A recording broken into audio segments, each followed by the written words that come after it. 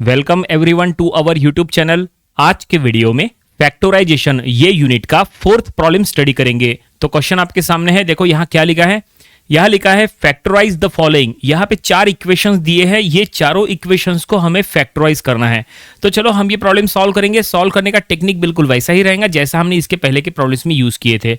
इसके पहले के हर प्रॉब्लम में हमने एक ही इक्वेशन को फैक्टराइज किए थे, लेकिन यहाँ पे एक नहीं, दो नहीं, यहाँ पे टोटल चार इक्वेशंस दी है और इनको हमें वन बाय वन फैक्टराइज करना है। तो चलो अब हम इसको वन बाय वन सॉल्व करना स्टार्ट कर लेते हैं। तो चलो एक एक इक्वेशन लेंगे और उनको हम फैक्टराइज कर लेंगे। तो पहला इक्वेशन देखो क्या दिया है। देखो पहला इक्वेशन हम यहाँ पे सॉल्व करेंगे।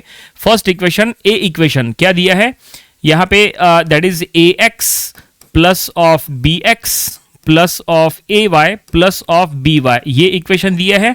हमें इसको फैक्टराइज करना है। तो फैक्टराइज करने के लिए जैसा हमने इसके पहले के वीडियोस में भी कहा था कि आपको कॉमन निकालते आना चाहिए, तो आप आसानी से फैक्टराइज कर सकते हैं। तो देखो यहाँ किस में से क्या कॉमन लेंगे। तो ये जो पहले दो टर्म्स है, पहले दो टर्म में से कॉमन ले लो x और बाद की दो टर्म में से कॉमन ले लो y। ठीक है, तो चलो देखते हैं कॉमन लेने के बाद ये क्या होता है। तो पहले दो टर्म में से कॉमन लेंगे x, तो x बाहर निकाल लो।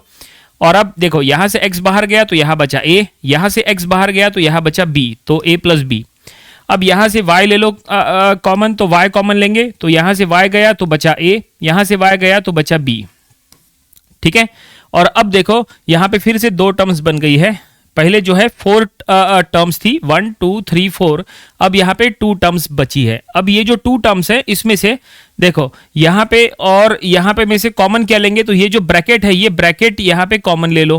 ठीक है, तो ब्रैकेट कॉमन लेंगे तो क्या बचेगा, तो देखो यहाँ पे ब्रैकेट हम कॉमन लेंगे, यानी a प्लस बी जो ब्रैकेट है वो हमने कॉमन ले लिए। तो यहाँ से ब्रैकेट बाहर गया तो बचा x, ठीक है, और यहाँ से ब्रैकेट गया तो बचा प्लस ऑफ y। तो इस तरह से ये हमने कॉमन ले लिए और फाइनली ये फर्स्ट इक्वेशन को हमें फैक्टराइज करना था, ये हमने फैक्टराइज कर लिए और ये हमें रिजल्ट जो मिला है ये हमारा फर्स्ट आंसर है। तो हम यहाँ लिख लेंगे ये फर्स्ट आंसर। तो फर्स्ट सॉल्व हो गया। चलो सेकंड की तरफ चलते हैं। सेकंड इक्वेशन हम लेंगे और सेकंड इक्वेशन को हम फैक्टराइज करेंगे। तो सेकंड इक्वेशन हम यहाँ पे सॉल्व करेंगे। ठीक है, ये इक्वेशन हम पहले लिख लेंगे, A X square plus of B Y square plus of B X square plus of A Y square, ये हमने इक्वेशन लिए।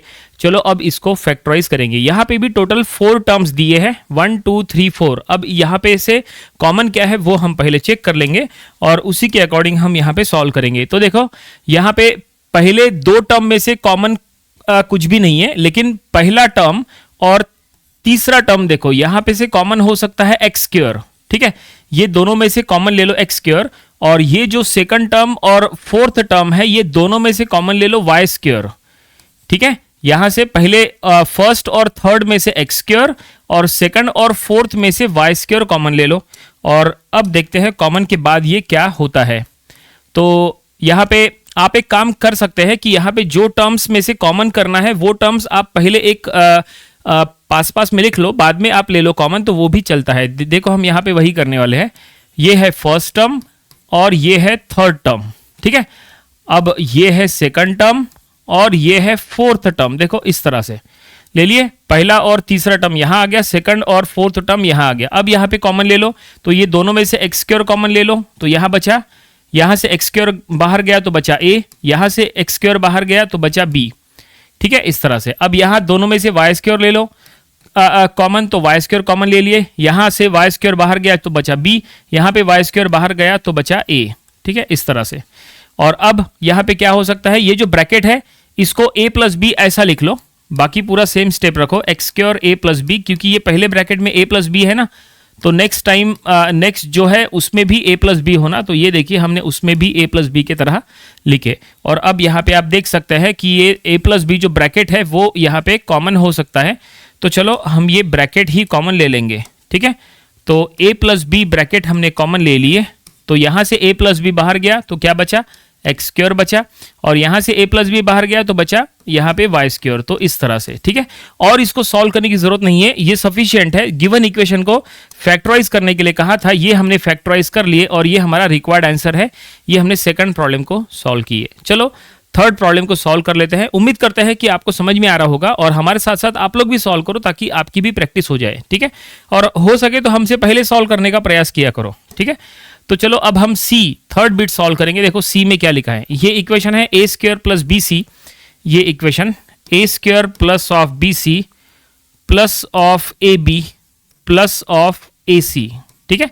ये देखो ये सी बीट में जो लिखा है वो इक्वेशन हमने वहां लिखे। अब हम इसको फैक्टराइज करेंगे। अभी तक आपको यहाँ पे अगर कोई डाउट था तो यहाँ पे क्लियर हो सकता है। तो देखो यहाँ पे भी हमें कॉमन ले लेना है, तो कॉमन कहाँ से क्या लेंगे वो आप समझ लो। तो हमें काम करेंगे फर्स्ट टर्म और थर्ड टर्म में से यहाँ पे कॉमन ले लेंगे ए, ठीक है, ये दोनों में से कॉमन लेंगे ए। उसी तरह से सेकंड टर्म और फोर्थ टर्म में से हम कॉमन ले लेंगे सी, ठीक है। जिस तरह से इसके पहले किए थे बिल्कुल उसी तरह से ये भी हम सॉल्व करने वाले हैं। तो चलो सॉल्व करेंगे। तो हम एक काम करते हैं, जो टर्म्स में से कॉमन करना है वो टर्म हम पहले लिख लेंगे, ए स्क्वायर प्लस ए बी, ये हमने पहले लिख लिए, ये फर्स्ट टर्म लिखे, ये थर्ड टर्म लिखे, और अब प्लस सेकंड टर्म लिखो और ये फोर्थ टर्म लिखो, ये देखिए। और अब हम यहाँ पे कॉमन ले लेंगे। जिस तरह से इसके पहले सॉल्व किए थे बिल्कुल उसी तरह से ये भी सॉल्व हो रहा है। तो पहले दो टर्म में से कॉमन ले लो ए, तो यहाँ से ए कॉमन लिए तो यहाँ बचा ओनली ए। अब यहाँ से ए कॉमन लिए मतलब ए बाहर गया तो ओनली बचा बी, इस तरह से। अब यहाँ दोनों में से कॉमन ले लो सी, अगर सी कॉमन लिए तो यहाँ से सी बाहर गया तो बचा बी, और यहाँ से सी बाहर गया तो बचा ए, ठीक है। और यहाँ पे भी बिल्कुल उसी तरह से है। देखो यहाँ पे b प्लस था, b प्लस ए था, तो इसको उल्टा किए तो a प्लस बी होता है, तो यहाँ पे भी उल्टा कर सकते हैं। हम एक काम करेंगे, हम डायरेक्टली यहाँ पे a प्लस बी मान के चलेंगे और यहाँ पे कॉमन ले लेंगे a प्लस बी। देखो a प्लस बी हमने कॉमन ले लिए, ठीक है। इसमें भी a प्लस बी है ब्रैकेट में और इसमें भी a प्लस बी है, वो हमने कॉमन ले लिए। तो क्या बचा, यहाँ बचा a और यहाँ बचा प्लस सी, और इसको फैक्टराइज करने की जरूरत नहीं है। ये जो हमें मिला है यही रिक्वायर्ड रिजल्ट है, यानी हमने गिवन इक्वेशन, ये थर्ड इक्वेशन को हमने फैक्टराइज कर लिए, ठीक है। प्रॉब्लम पूरा हुआ क्या? नहीं, एक और प्रॉब्लम है। हमें यहाँ पे टोटल 4 प्रॉब्लम्स को सॉल्व करना था। तो चलो ये फोर्थ प्रॉब्लम अब हम लेंगे और फोर्थ प्रॉब्लम को यहाँ पे सॉल्व करेंगे। तो फोर्थ प्रॉब्लम में क्या दिया हुआ है, फोर्थ प्रॉब्लम यानी डी। देखो फोर्थ प्रॉब्लम में ये है A X minus A Y, तो हम लिखते जाएंगे A X minus of A Y then plus of B X minus of B Y, ठीक है। तो ये इक्वेशन है, हमें इसको अब फैक्टराइज करना है। बिल्कुल उसी तरह से सॉल्व करेंगे जैसा इसके पहले के तीनों जो सॉल्व किए हैं ना, बिल्कुल उसी तरह से ये भी हम सॉल्व करने वाले हैं। तो कॉमन क्या लेंगे वो हम यहाँ पे फिर से देख लेंगे। देखो पहले दो टर्म में से कॉमन ले लो ए, ठीक है, यहाँ पे आसानी से कॉमन हो जाएगा। देखो पहले दो टर्म में हमें दिख रहा है ए और बाद के दो टर्म में हमें दिख रहा है बी, ठीक है। और चलो देखते हैं कॉमन करने के बाद ये क्या होता है। पहले दो टर्म में से हमने ए कॉमन ले लिए, तो यहाँ से ए बाहर गया तो बचा एक्स, यहाँ से ए बाहर गया तो बचा Y, so X minus Y bracket में आ गया। अब यहाँ पे कॉमन ले लो B, so plus of B, यहाँ से बी बाहर गया तो बचा एक्स, यहाँ से बी बाहर गया तो बचा वाई, ठीक है। इस तरह से अब क्या हो सकता है, अब ये ब्रैकेट कॉमन हो सकता है। देखो इसमें भी x माइनस वाई है और इसमें भी x माइनस वाई है, तो x माइनस वाई कॉमन ले लो। तो हमने x माइनस वाई कॉमन ले लिए, तो यहाँ से x माइनस वाई ब्रैकेट बाहर गया तो बचा a, और यहाँ से ब्रैकेट बाहर गया तो बचा प्लस ऑफ b। और सॉल्व करने की जरूरत नहीं है, बस यही इसका रिजल्ट है। तो ये हमने फोर्थ इक्वेशन को भी फैक्टराइज कर लिए, और इस तरह से फाइनली चार जो इक्वेशन दिए हैं, चारों इक्वेशंस को हमने 1 बाय 1 फैक्टराइज किए। प्रॉब्लम यहीं पे कंप्लीट हो गया। उम्मीद करते हैं कि ये प्रॉब्लम आपको समझ में आया होगा। ये प्रॉब्लम आपको अपनी प्रैक्टिस बुक में जरूर सॉल्व करके देख लेना चाहिए। ये था फैक्टराइजेशन, ये यूनिट का प्रॉब्लम नंबर 4। इसके पहले जो हमने इसके 3 प्रॉब्लम्स लिए थे वो भी आपको स्टडी कर लेना चाहिए, और इसके आने वाले दिनों में हम इसके और भी नंबर ऑफ प्रॉब्लम्स कवर करेंगे ताकि इसकी और अच्छे से प्रैक्टिस हो जाए। तो मिलते हैं नेक्स्ट वीडियो में। Thank you very much.